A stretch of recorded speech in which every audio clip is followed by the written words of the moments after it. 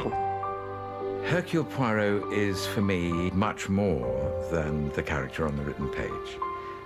Hercule Poirot, for me, almost is a real person. You're a detective. I am the detective, Colonel Curtis. He is the person who was responsible for my life for 25 years. The truth, it has the habit of revealing itself. I've got to know him. I've lived him. No one can always be right. But I am. Always I am right. It is so invariable, it startles me. He's my invisible, closest and best friend. They have been good days.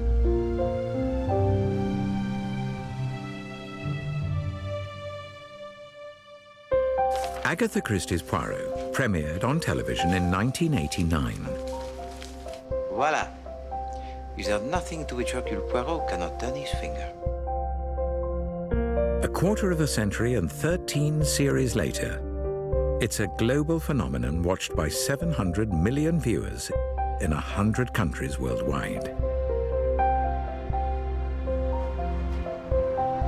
It's 6 in the morning. Thank you very much. Thank you. And Sean, my driver, is taking me to work.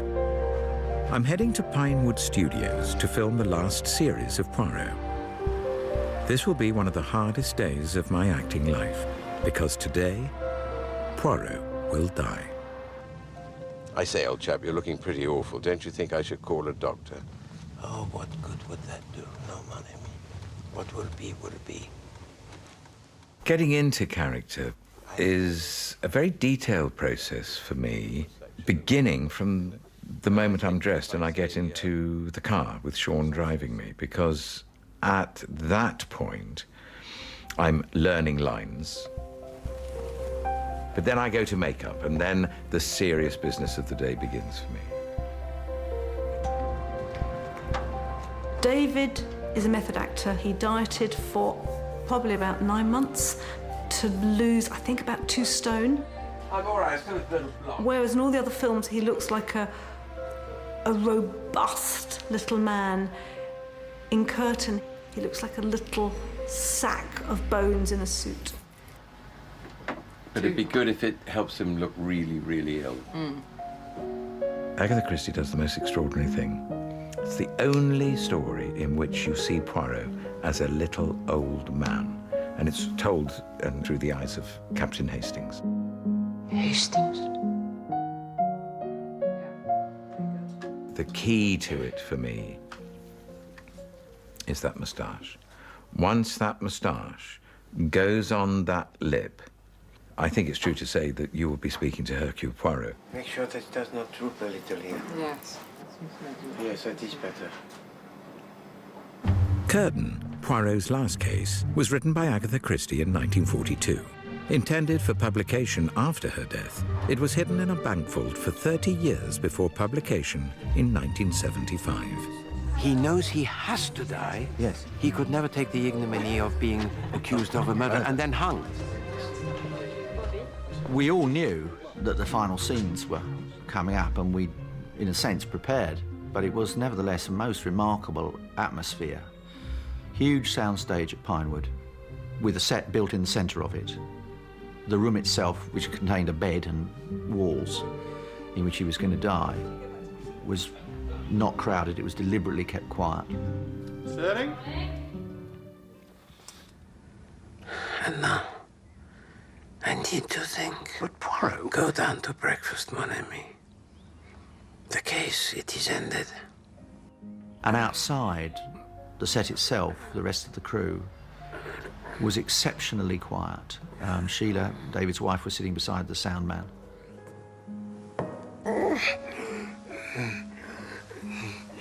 To film it was one of the most extraordinary experiences, to have, or to play, a man who dies. Forgive me. Forgive. Hey, Cameron. 388 1 every It's a difficult day. It's difficult.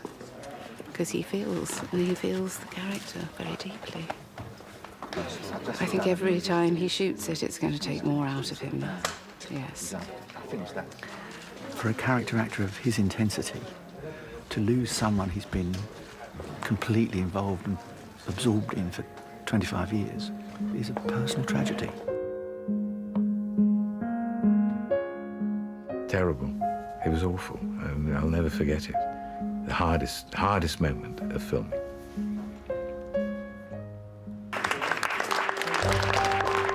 What a day, what a moment. When Curtain was published, such was the sensation at the news of Poirot's death that it made the front page of the New York Times. It showed the extraordinary impact of a strange little character who for many had seemed like a real person. Hercule Poirot has been the most important role in my acting career. You might think you know Poirot, but I'd like to show you what goes on inside those little grecelles. Along the way, we'll find out why this remarkable little man is so loved around the world.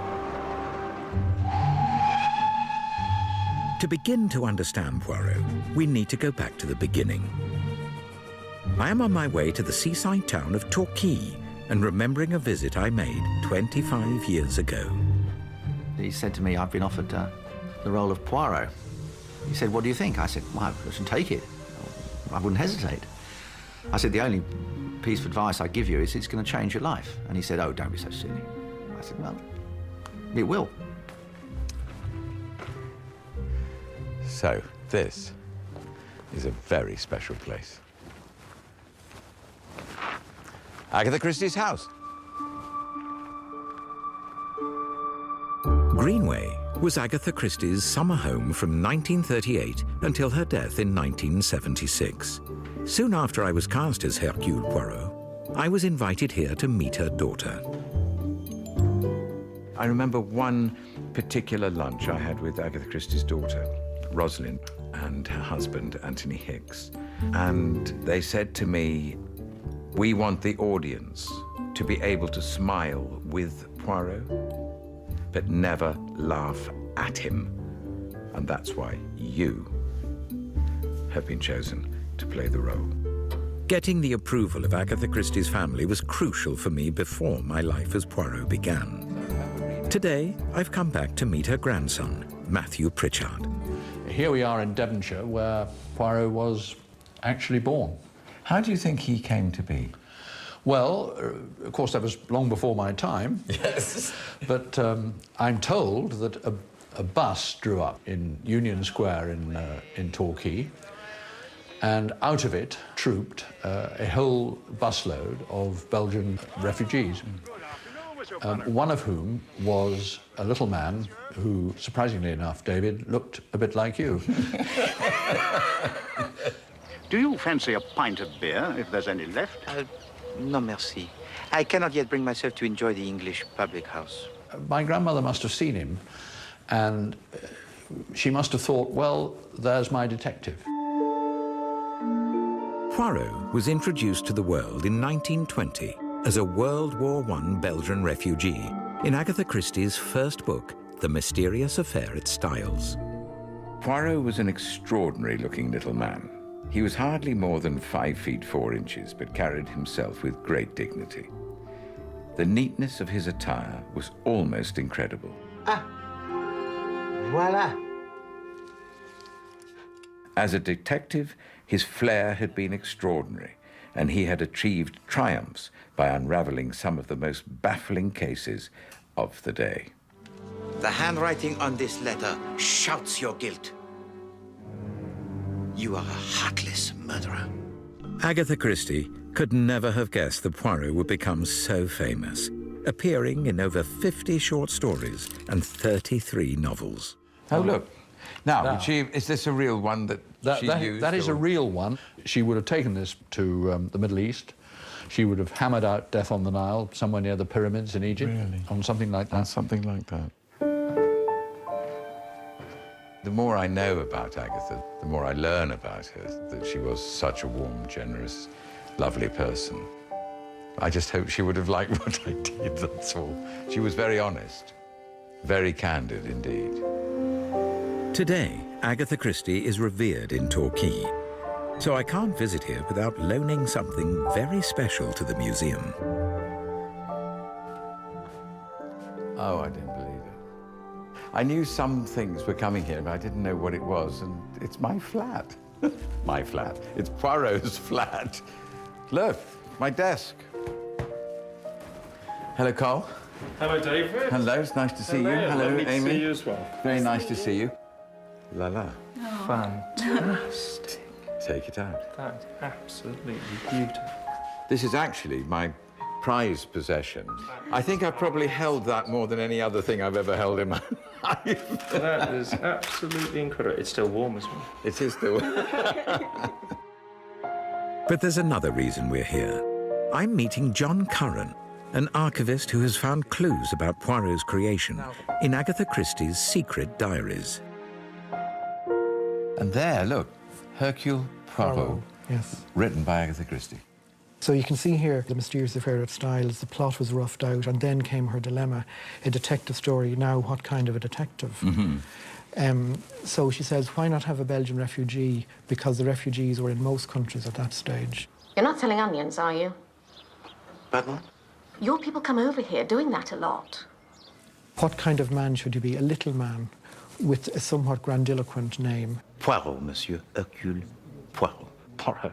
Could never get my tongue around French. But I am Belgian, monsieur, not French. Like many small, dandified men, he would be conceited. And he would, of course, have a handsome moustache. Yes. I think the moment is ripe for the trimming of the moustache. Also the pomading. And what about Agatha's own relationship to the man himself?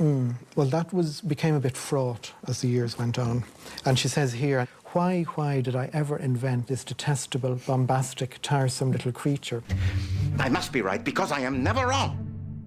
Eternally straightening things, forever boasting, always twirling his moustaches and tilting his egg-shaped head. And then she adds, and I think this is quite funny, anyway, what is an egg-shaped head? Have I ever seen an egg-shaped head? When people say to me, Agatha said this. It's an egg-shaped head. But you see, all of those things that irritated her, the public adore. Absolutely, absolutely, yes. And I'm here to be witness to the egg-shaped head. In 1920, Agatha Christie put Poirot on the page. Soon, he was to become a star of stage and screen. Good evening, everybody. This is Hercule Poirot.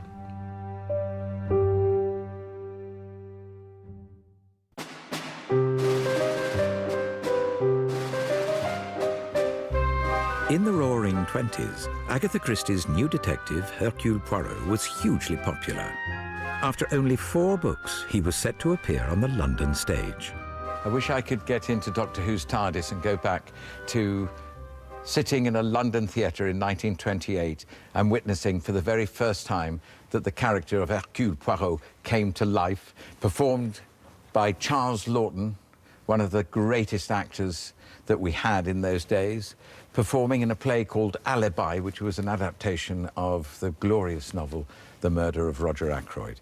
It was just like the detective of the novel walking into the room. The actor's makeup is perfect, the attitude, the way of holding his head. I have seen Poirot tonight. Poirot himself actually appears on stage as himself in the novel and the film we made called 3-Act Tragedy. I was certain that the person who murdered the Reverend Stephen Babington and Dr. Bartholomew Strange must have been present on both occasions, but not apparently so. And in every novel, she gives him his great, what we call the summing up, where he goes through all the people in the room, making them feel guilty for a crime they never committed, and pointing his finger at the guilty party. It's his moment of theatre. God damn you. What have you done? What have I done? It is you who have deceived me. Oh, yes, I think Poirot, if he wasn't a detective, I think he could have easily been a wonderful actor.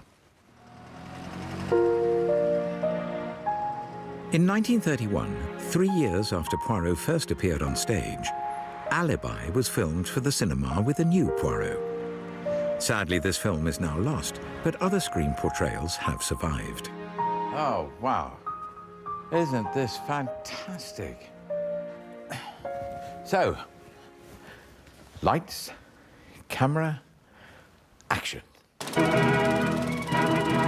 The oldest surviving Poirot film is Lord Edgware Dies from 1934, starring British actor Austin Trevor. The moustache for Poirot is such an important part of his character. And it was obviously a conscious decision by the film company not to have him with a moustache. You mean to tell me that you think that she committed all these murders? That she... I do not think, my friend. I know she did. Every one of them.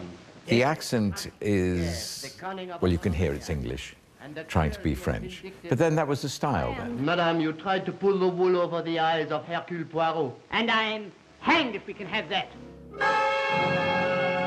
I remember watching Murder on the Orient Express as part of my research when developing the character. A repulsive murderer has himself been repulsively and perhaps deservedly murdered. In the public's mind, Albert Finney was the Poirot. When that film came out, Poirot came alive for the public as he had never done before. Great film, Death on the Nile, and I've always thought that Peter Ustinov was just on the edge of becoming a really great Poirot. I am the nasty little eavesdropper, madame. 25 years ago, I went back to Agatha Christie's novels to find her Poirot. I got a file of paper, a pen, and I started reading every single story. But I've never seen this little creation of Hercule Poirot portrayed as he was written in the book. So I wrote a list of 93 little notes about his character. Eh bien, tell me all that you have discovered. What's the first one? Belgian, not French. Has 4 lumps of sugar in tea or coffee, sometimes 3, and once or twice 5. Order and method are his gods. In the little gray cells of the brain lies the solution of every mystery. Always wears a hat when going out in the evening air. Will wipe dirty seats or benches with his handkerchief before sitting down. I had found his idiosyncrasies. Now I had to build his character. I shut my eyes and I think. One must always seek the truth from within. For me, it's the voice. Poirot is not really connected with his emotions. He's connected with his head. And therefore, I decided to give him a head sound. So, I could be talking to you as David Suchet. My voice is coming up from my emotions. Now it is in my mouth, and now it is going higher, higher in my brain, and I will put on his Belgian-French accent, and then I will speak as Hercule Poirot. Chief Inspector, you really ought to look to your elocution. Swipe me, there's nothing wrong with my lingo. But something was still missing. I went back to the books and found the final piece of the jigsaw, his walk. Poirot crossed the lawn with his usual rapid, mincing gait within his patent leather boots. Having found that, of course, I then had to learn how to do it. And that's the walk that became synonymous with my Poirot. Whitehaven Mansions, if you please. The same level of care went into the whole look of the television series. Here, in London's Charterhouse Square, the production team found the exterior location for Poirot's home. I really do love coming here. This is, of course, where Poirot lived. The name of the block in the book is Whitehaven Mansions, and He chose this particular block of flats, not because of its location or anything, but because it's symmetrical. And that, for Poirot, was la crème de la crème. I've come here to meet Poirot's first producer. David, how wonderful to see you. Brian Eastman. Well, this is so strange because I don't know whether I'm coming back into one of our sets or the real place. And of course, this is the real place. But the set was based on it, wasn't it? Yeah, well, it was based on... But it was a decision, wasn't it, to have everything set in the 30s? Yes, because she wrote the Poirot novels over a period of about 60 years. And I felt that it was very important for a television show that we should be rooted in one particular era. And in the end, I thought, well, I'm actually going to root them all in one particular year. Yes. Dress them like 1936.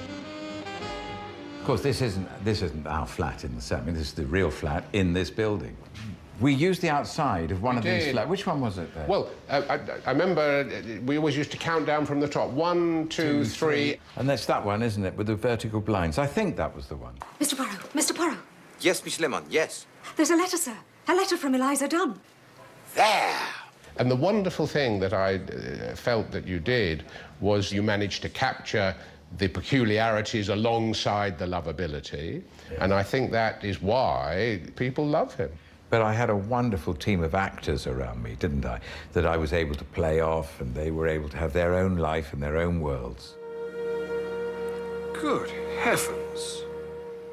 Hugh Fraser as Captain Hastings. You think, oh, Hastings, he's a bit of a dunderhead. And you know, maybe he isn't the brightest, but Hugh brought a fantastic intelligence to a man who apparently didn't have much. Right. Hastings. And Inspector Japp, Philip Jackson, who is always bested by Poirot. Right, who's the victim? And Miss Lemon, Pauline Moran, just brought that beautiful eccentricity to it. Abduction, addiction, adultery, see also under marriage. Bigamy, see also under marriage. Bonds. See also under marriage? I know from the mail I get and from how people react to the series, it's not just me, it's the whole look. It's production values, the props, the locations, and I couldn't have been given a better place to live for the man I played. There was one other element that played a crucial role in creating the mood of the series. I've come to meet composer Christopher Gunning. If I just hum, dum, da-dum, da-dum, da-dum, they say Poirot. But you know, David, you know, one of many extraordinary things was that I presented Brian Eastman with 4 different tunes. And he rang up the next day and he said, well, I've listened to all 4 of them and number 4 is my favourite. Wow. And I was mighty disappointed because number 1 was mine. Why do you think I put number 1 at the beginning? Yes. And I can still remember it, actually. Right. It went like...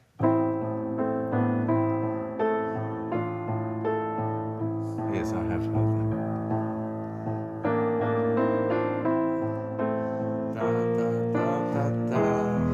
that. It went something like that.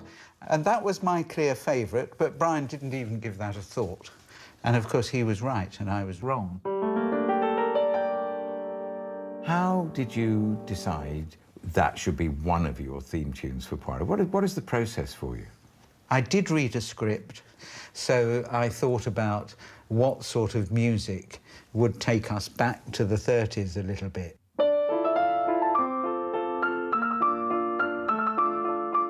And I phoned Brian and asked him, he said, no, I'm getting terribly negative reactions to the music, Christopher, and we're going to have to start again. So what I did was to darken it all, and I moved it into G minor, so the alto saxophone could now play it in that register, and the accompaniment could be down here. And immediately it has a sort of gravitas that it didn't have when I was fiddling around up there.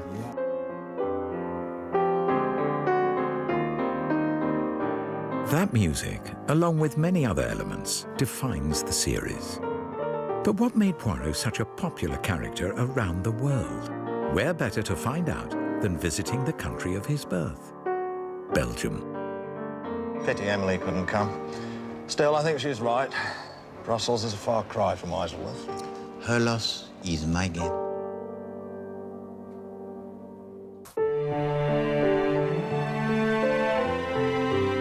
Hercule Poirot is not simply a legend in Agatha Christie's homeland. The Poirot films have been seen in over 100 countries. Oh, j'espère que ce n'est pas à cause de nous. Ah non, non, pas du tout. Je prépare les choses bien à l'avance. Over the years, I've received thousands of letters from all around the world. Viewers might know my face, but not all have heard my voice. Es scheint, Sie haben alles bedacht, Monsieur Doyle, bis auf eines. Hercule Poirot. I had no idea Poirot would be so big outside Britain. Now I want to find out about his international appeal, and where better to do so than the country of his birth. Ladies and gentlemen, welcome on board this service to Lille and Brussels. We will be... One of the aspects that really link us, Poirot and myself, is that both of us are, in a way, outsiders. Although I was born in England, most of my family on my father's side were from Lithuania. I certainly don't look like a typical Englishman. And that was Poirot as well. In all the stories, he's portrayed very vividly, but we know very little about his past. We know that he came to England retired, head of the Brussels police force, but we know very little about when he was a policeman there. Well, Poirot, how does it feel being back in Brussels again after so many years? In the eye of my mind, Chief Inspector, I have never left. Well, here we are. Most beautiful square in the world. Ah, it's fantastic. Look at it. The Grand Square in Brussels. I can actually remember filming here, the chocolate box, and yeah, I played chess in this square. I remember that. The Chocolate Box was the only Poirot story that took us back to his past as a police officer in Brussels. Checkmate. It's told in flashback, so I had to lose over 20 years with the clever help of makeup and a hairpiece. I'd like a box that I can fill with chocolates, please. There's a murder, of course, and Belgian chocolates appear to be the cause of death. Of course, what we have to remember is that the chocolate might have tasted nice, but you wouldn't have lived very long to savor the aftertaste. My duties as a junior police officer involved my regular attendance at the court of the coroner. And you agree? The death of Paul Derola was treated by all those concerned as a matter of routine. Where I am now is in the Palace of Justice in Brussels. And of course, Poirot would have been very familiar with this place because this is the High Court. This is the highest court in the land. Superintendent Boucher, one moment if you please. Chantalier and myself, we would be very happy to investigate further the Derola case. His methods of detection are very basic. He's not a forensic detective. He likes clues, of course. Everything is in the clue. Jean-Louis, inside this envelope are crumbs of chocolate. I want you to tell me by your analysis exactly what they contain and whether or not they contain poison. He's far more of a psychologist. He's interested in people's minds. When he speaks with you, he always says, I listen to what you say, but I hear what you mean. For it was you, Madame Derola, who killed your son. In over 70 stories, Poirot solved many intriguing cases, but there was always one great mystery that eluded him. The mystery that even I, Hercule Poirot, will never be able to solve.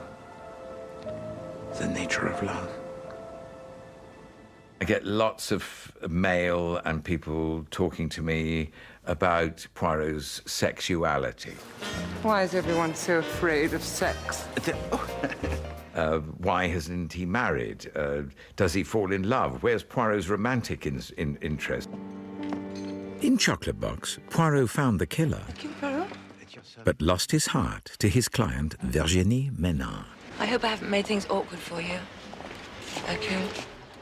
And Poirot really becomes very attached in an emotional way to Virginie. Perhaps this will say it for me.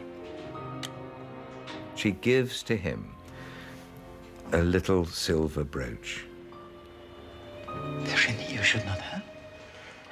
If you'll notice, when I play Poirot as an older man, he always wears there. And that was given to him by his first love. He would love to have been married, but he knows himself. No one could put up with his own weird eccentricities as a person. But in actual fact, although he says that, I believe he knows that he couldn't put up with them. Poirot was a lonely man, but what he does with his life is solving crimes. You got it wrong, you bloody little frog. Firstly, I am not a bloody little frog. I am a bloody little Belgian. Poirot was proud of being a Belgian citizen, but what do the locals think of him? Who better to ask than Belgian crime writer Stan Laurisens? Well, so how's Brussels? Well, Brussels is wonderful, but I think I have to congratulate you because you won an award, didn't you? Yeah, I won the writing award. Well, I won the Hercule Poirot award. The Hercule Poirot? Yeah, which is the award for the best crime novel of the year. Fantastic. Do you think Poirot is typically Belgian? He's typically Belgian because he's got all the mannerisms of Belgians, no? First of all, they're short. Yes. They're short. They're good looking. Oh, well, that's very kind. What makes Poirot so endearing? His warmth. You can't be mad at him. Do you get that from the page? Yeah, yeah. That's what I found. Yeah. You're speaking of Poirot as though he was a real person. He is. He is. Who says he's fictional? Because every night, at home, anywhere in the world, there you are. You made him a living person. And that's your fault. Mon mari me disait, il disait faire Hercule Poirot. Je dis non, c'est bon. That's why people embrace you in the street, take photographs. Say, hey, here he is, Poirot, look, Poirot.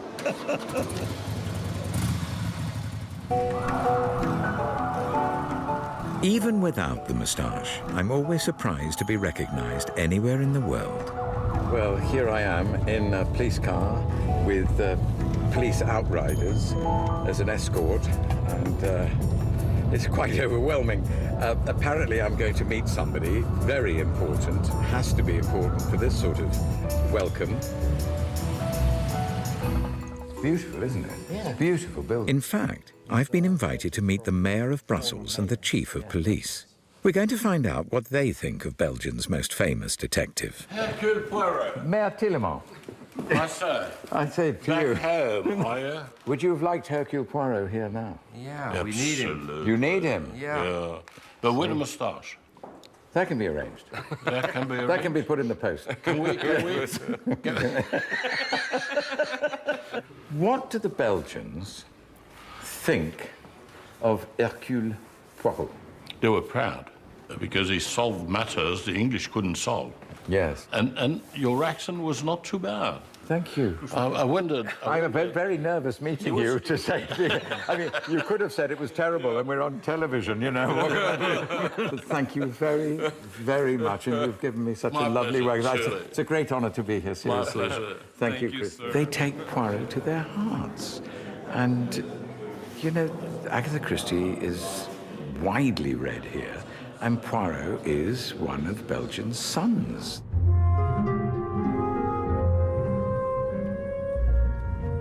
When I was studying the character of Poirot, I learned that there was some speculation about where he was born. I think Agatha is actually quite clear where he was born. He was born in Spa in Belgium. However, I'm on my way to a town that has claimed him, in a sense, to be one of its sons. There's something distinctly odd about the small town of Elizelles, 30 miles west of Brussels. They like to think that Poirot was born here. There he is. Local historian Pascal Hyde can even show me a birth certificate to prove their claim. So, Look. Here we go. Here is the birth certificate. Extrait de naissance d'Hercule Poirot. Here you have the name of your father. Yes. Jules Louis Poirot. Oui. And you have Godlieve van Pré, your mother. This is wonderful. It is absolutely extraordinary. There is my birth certificate. Born in Elzel on l'Avril the 1st, April Fool's Day. Some Belgians might dispute the actual place of Poirot's birth, but there is no question about his commitment to his faith. What's interesting for me is that Agatha Christie makes him, being Belgian, Catholic. So he is a religious man. There is nothing in the world so damaged that it cannot be repaired by the hand of Almighty God. He believes that le bon Dieu, the good God, has put him on this earth to rid it of crime while he is still alive and able to do so. So part of Poirot's character is, in doing his job, he's actually serving God.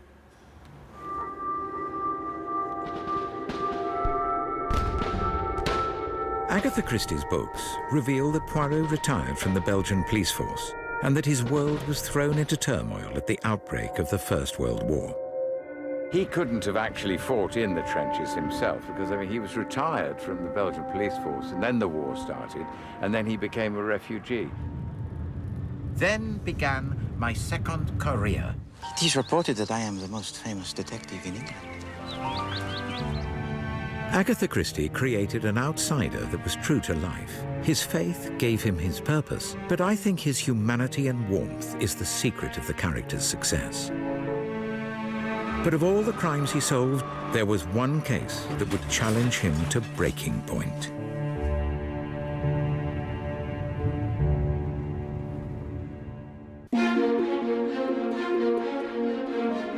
In the whole of Poirot's career, there was one story above all that seems to have captured the public's imagination. And if you would be so kind as to book for me a passage tonight on the Orient Express. I knew that even after 20 years of playing Poirot, this would be one of the most challenging performances of my career. Good morning, sir. Good morning. Welcome back. Nice Good to see be you back. again. Thank you. Murder on the Orient Express was almost, for me, an untouchable. Obviously, because it was such a famous film with Albert Finney and it won Oscars. So I had quite a lot to live up to.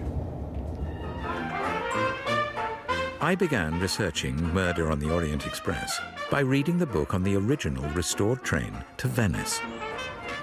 Now, I'm going back to relive Poirot's most dramatic story and meet some old friends. It's such a pleasure to see you again. In 2008, I set out to make Murder on the Orient Express, a story about a very brutal murder, and I wanted Poirot to be as faithful to Agatha Christie's novel as possible. Oh, my goodness me. I'm back home. Well, welcome back home. It was an extraordinary experience to have been on the train before I made the film, because I used that in the making of the film. The Murder on the Orient Express, Albert Finney's, was a wonderful film.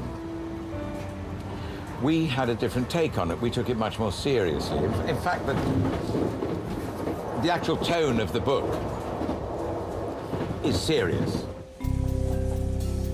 I think the story has become legendary because to have 12 murderers, judge, jury, and executioners, was an extraordinary invention of hers. In the story, the train becomes stationary because of an avalanche. To be stuck inside this narrow tube made it very claustrophobic. That was the brilliance of her story. So, the guilty 12. Where I am now is where the big summing up took place, and this is where he makes his big reveal that not one person among them was the murderer, but they were all guilty of putting in the knife. No, you behave like this and we become just savages in the street. Where juries and executioners, they elect themselves. No, it is medieval. The rule of law, it must be held high. And if it falls, you pick it up and hold it even higher. He is thrown into deep anguish and thought and prayer as to what should he do. Even though he may sympathize with the crime, is it his right to let them go? Or should he do what he knows his faith would tell him to do? That's the story. But where she set it is so unbelievably brilliant. It was lovely to be on the train and in the carriage that Hercule Poirot slept in. Filet de bœuf. And to be able to eat in the restaurant he ate in. In the 70 films I've played Poirot, Murder on the Orient Express was the one which showed him in a turmoil of conscience we'd never seen before, torn and tormented over what to do about this murder. Bye-bye. Thank you so much. In the end, he chooses to let them go. On the human level, he did the right thing. But as far as his faith is concerned and what it did to him, it really cost. Poirot understands the frailty of people, their passions, their hopes, and their dreams. It's a characteristic which I think is recognized and admired by viewers the world over.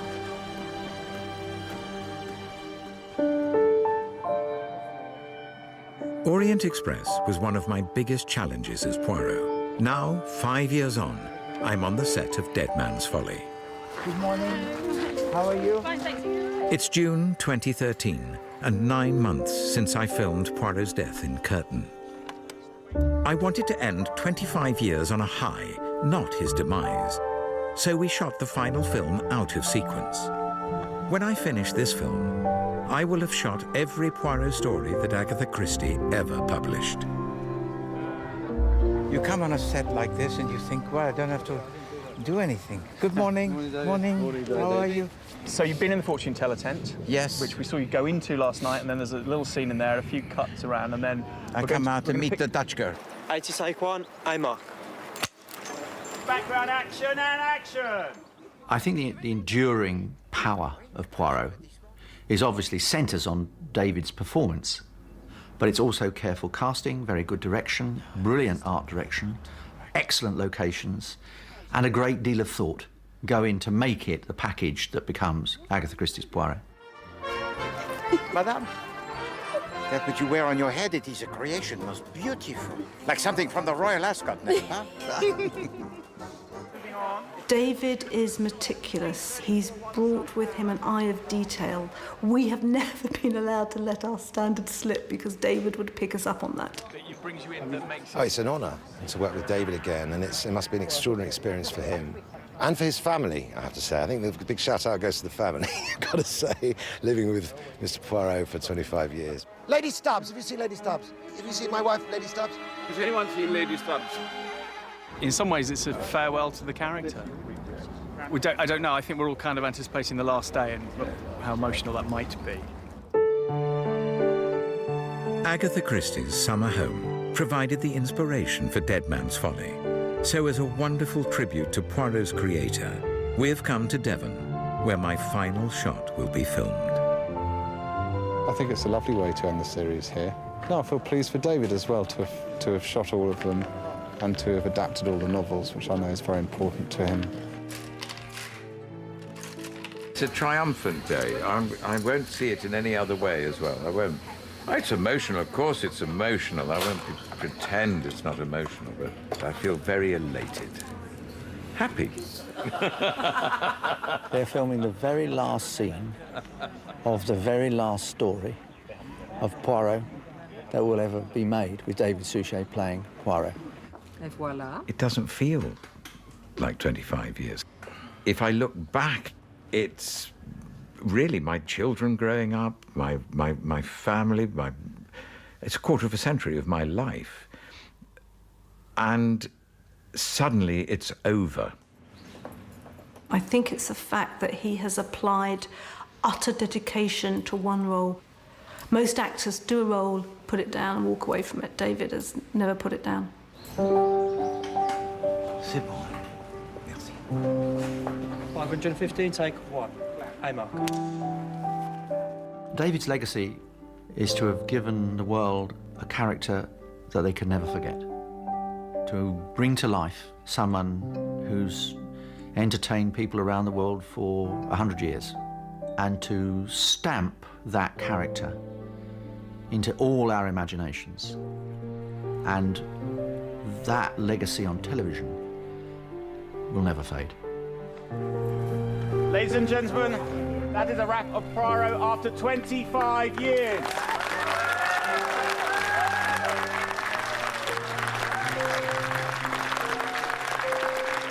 Thank you.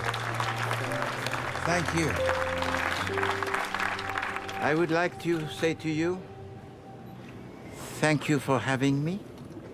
I have enjoyed all the little adventures that I have solved. To you all, au revoir.